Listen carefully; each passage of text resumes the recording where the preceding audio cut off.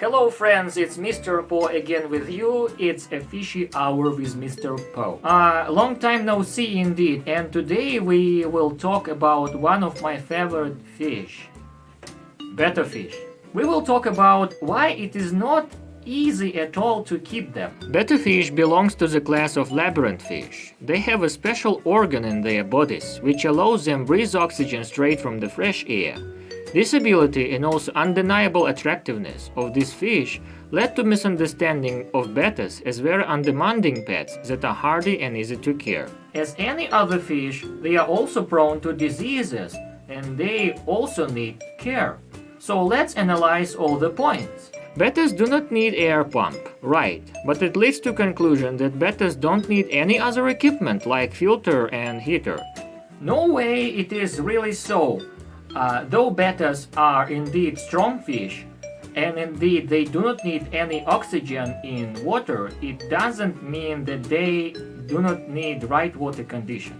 This is a very common mistake. Indeed, bettas do not like filter that much because they do not like strong water flow and it makes them tired fast because they often have long and heavy fins.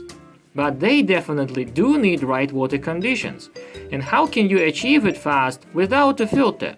So it's a good idea to install a sponge filter, for example, or any other type with flow control, so that you can set it up to a low level. Of course you can get away without a filter, but then you have more work. You always have to monitor water conditions, do water changes more often, and have some plants that works as natural filters themselves, for example, duckweed or hornwort.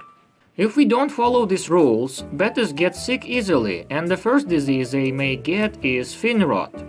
Fins become fragile, sometimes they shrink, and it's really a dangerous disease, which can result in death of betta if we don't do anything. Next, heater. This tank doesn't have a heater simply because the ambient temperature in this room never falls below 74 degrees of Fahrenheit.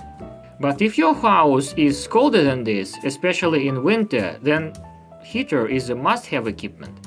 Betta fish love warm water. They look and feel better and are more active. Plus, they are less prone to diseases as any other fish. Many people think that betta fish can be put in very small tanks, that they do not require any space at all.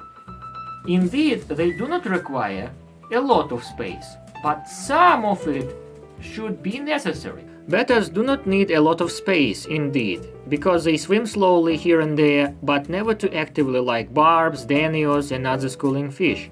However, tanks smaller than 2.5 gallons that so many people like are not good for any fish, including betta. For a betta, such a tank will get boring too soon.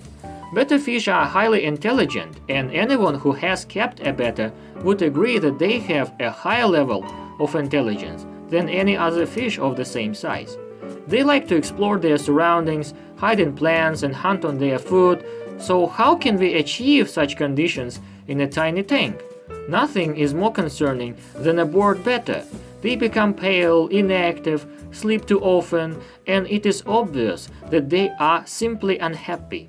Next, along with everything else we've mentioned, many beginners in fish keeping think that bettas are very strong fish, that are very easy to take care of, and do not require anything special at all. Well, there is something that I want to tell you about it.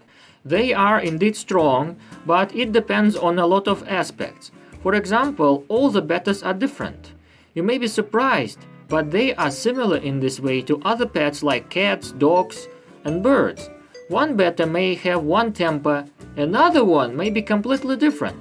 For example, my own bettas, Sebastian and Solomon, are clear examples. Solomon is more timid, easy to be scared, but he eats everything with pleasure. Sebastian, on the other hand, is very brave, more aggressive, always curious, very changeable in terms of mood, and most of all, he is very picky in food.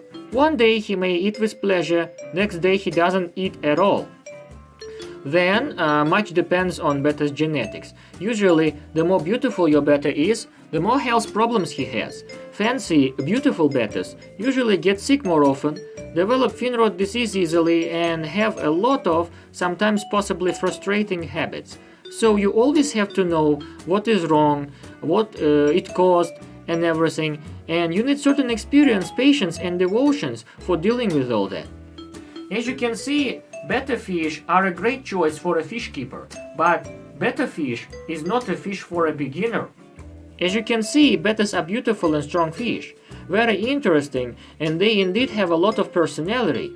Each one has individual character, preferences, and habits, but all that is visible if you keep in mind all the aspects that we have just discussed together. If you follow these simple requirements we have discussed today, keeping a betta will be much more pleasant and much easier for both you and your betta.